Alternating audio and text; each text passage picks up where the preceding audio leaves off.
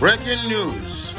This news, this one is for all my fans from Cameroon. Make una see wetin dey happen for France. I would have showed the news, the video on my YouTube, but somehow maybe it is prohibited. I don't want to get any problem with YouTube. Make una see wetin dey happen. Breaking news.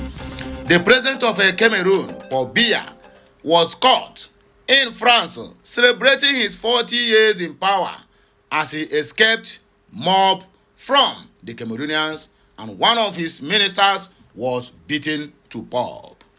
You see, if I tell you I don't support violence, and I do not support, my page does not support violence, but I must tell you they categorically clear that what is happening to all the African countries leaders now, I must be honest with you, I like it. I'm waiting for Nigerian youths to revoke.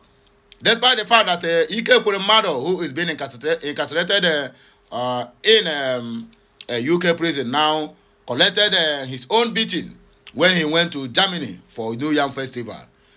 Make you see what in the happen. How can somebody who went for a summit, he don't even know where he is or where he was.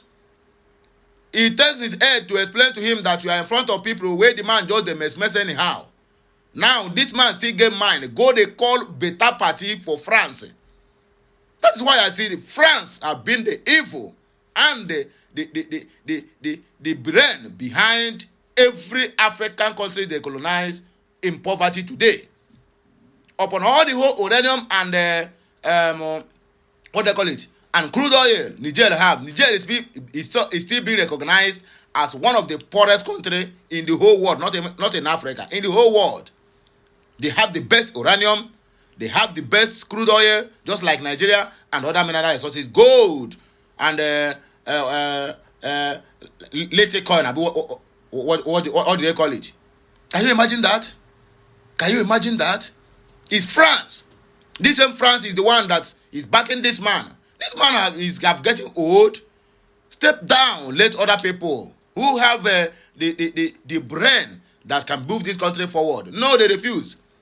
And even myself, I applaud the people of Cameroon. They have taken nonsense enough. For long enough, they would have revoked against this inhuman treatment that are being receiving from the so-called president. 40 years in power. The man can't even walk well. The man can't even see. The man can't even speak well. Yet still in power. I'm waiting the day it will be in the turn of Nigerians. Whereby our own Methuselahs, our own great-grandpapa, that they still they rule us. Telling us that they are still young, they are still youth, that they can still rule. Look at what is happening in America. Imagine Joe. If Joe is walking now, Joe can never walk well. That is how we keep on falling every now and then. Make on a go rest. During the time of Obama, how many times did you see Obama fall on stage? How many times do you see Obama walking and fall? How many times do you see Obama biking and falling? Now the same thing, they tell me say it's not age that is ruling, it's the mentality is ruling. Forgetting that when a man or a woman is getting old, I mean their mental health is begin to drop. But rather no, they are the problem we are having in Nigeria today, US, and that is why that same thing they want for US to Nigeria happened to them. Joe Biden is not good enough to rule that country. He's not good enough. Cameroonian, I applaud you people. You have done well. Africans need to wake up, unite together, and fight this nonsense that is happening the whole of Africans. Anyone, my wonderful people, viewers and subscribers all over the world, good morning, good afternoon, good evening, wherever you are, make on do what? Make on take this one step down, because we have a lot of news to give to every one of us. But before that, I beg help me to subscribe to my channel, like, share, and comment. Palliatives. Sheikh Usani send messages to warehouse owners. Because of looting now, people out of hunger, people don't they break warehouse. Come they loot so-called palliatives being given to them to share to the masses. What Bolame Tunumbu told Wike Umahi, Atiku, and Metawale and others at the Federal Executive Council meeting Federal Executive Council meeting. We have another section at hand here. Niger, according to Sheikh Usani, he said Can African ambassador behave like that in your own country? Shehu Sani blast France ambassador. Now so it be now. France, they are the problem of all the whole francophone countries. But I'm very, very happy they are waking up to face the reality of life. Let us go to the reason why we are here this morning. I would have given the full details about what happened in France in the party of Paul Biya, organizing a very big party in a very mighty hall while the country is still dying in hunger. Ndara. I will bring the food news here, but I have not get hold of it. So let me give the ones available at my desk here. Former Kaduna Central lawmaker Shehu Sani has reacted to reports of some residents in Bayelsa breaking into a warehouse to cut away palliatives. Nigerians recall that on Sunday night, some individuals broke into a warehouse in Yenagoa where 2022 flood palliatives were kept by the state government and stole some food items said to be already decaying. You see, said to be already decaying. 2022 flood palliative, they are still holding it today. We are in 2023. That is how the level of wickedness we have seen in the lives of these so-called politicians. The warehouse located along Isaac Boro Expressway in Yenagoa, the state capital, was looted by people said to be angered due to the hardship in the country, occasioned by the removal of fuel subsidy on premium motor spirit, PMS, otherwise known as petrol, by the Fulani government of Nigeria. The Bayelsa State Emergency Management Agency, however, said that the flood items or the food items scattered away were no longer good for human consumption because it was stored during the 2022 flood in the state. It was stored during then what kept you or stopped you from not sharing it to the people? Reacting to the development via Twitter, Sani urged business owners with warehouses to open it to the community so they will know it is not a palliative depot. That's not truly talk, so that tomorrow somebody will not come out and begin to cry for help. According to Sani, if you are running a business in a warehouse, please open it to the community nearest to you for them to know it is not a palliative to avoid had I know. What Tunumbu told Wike, Umahi, Atiku, and Metawale and others at the Federal Executive Council meeting. Bola Ahmed Tinubu has charged ministers to look beyond titles and offices and stay focused on day-to-day tasks of their individual and their collective contributions to the transformation of the economy for the upliftment of Nigerians' household. Nigerian News reports that the president gave the charge at the inaugural meeting of the Federal Executive Council meeting held at the council chambers of the State House in Abuja on Monday. This was made known in a statement to journalists by Tinubu's special advisor on media and publicity, Ajuri Ngelere. The president told the new ministers that hopes and aspirations of 200 million fellow Nigerians rested on their daily actions and that he will relentlessly provide the focused leadership required to stop failure in his track so that sustainable progress can be achieved. We shall evolve a homegrown re-engineering of our finances, reimagined stewardship of our resources, and we will let the economy work for the people of this country. There are so many things we can and we do. Yes, some cynics will say it is impossible, but in your own dictionary of service, everything is possible and it must be possible, the president exclaimed. Emphasizing that anyone thinking that opportunities are fixed term appointments are mistaken. The president expressed confidence that the carefully selected cabinet members know that his government is a new one with a new approach and a new mandate to deliver for Nigeria without any lamentation or excuses. We have the talent, we have the level of intellectual capacity required to turn this country around. We will make sure that the country is on a right path to succeed on behalf of more than 200 million Nigerians who rely on us, the president affirmed. President Tinubu noted that the country will rely on the experience, skill, intellect, and the networking of those who had been appointed to make headway in the challenging times, and failure will not be explained away under his watch.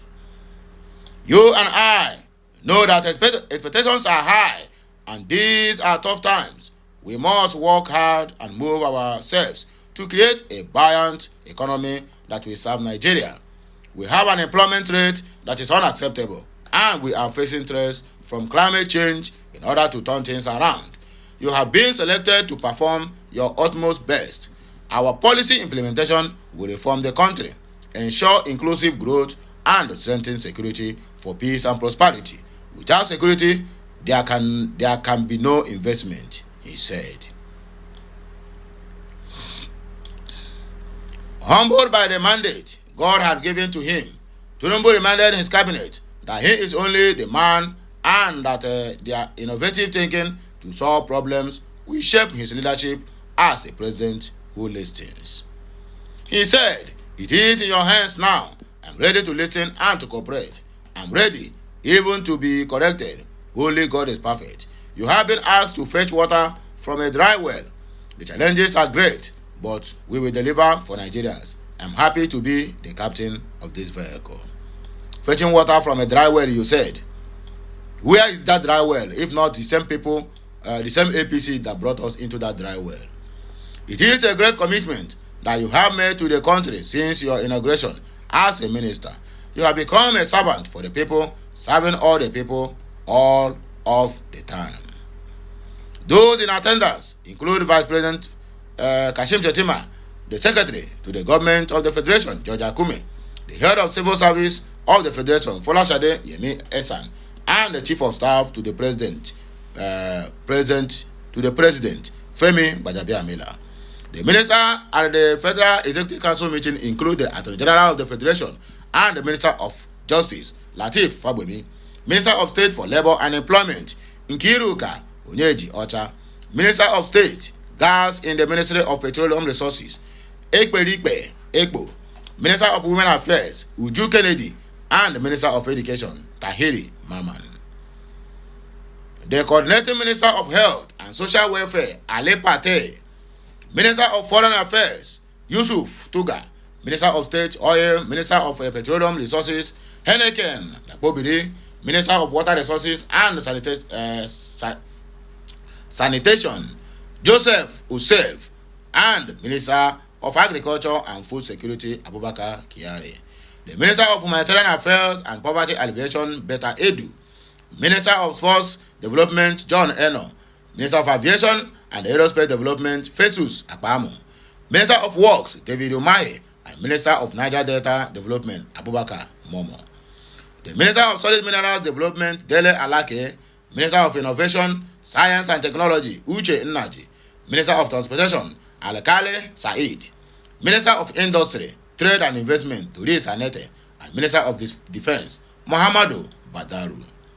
The Minister of State, Housing and Urban Development, Abdullahi Wazu, Minister of State, Federal Capital Territory, FCT, Maria Mahmood, Minister of Housing and Urban Development, Ahmed Dangiwa, Minister of Art, Culture and Creative Economy, Anatu Musawa, and Minister of Budget and Economic Planning, Atiku Bagudu.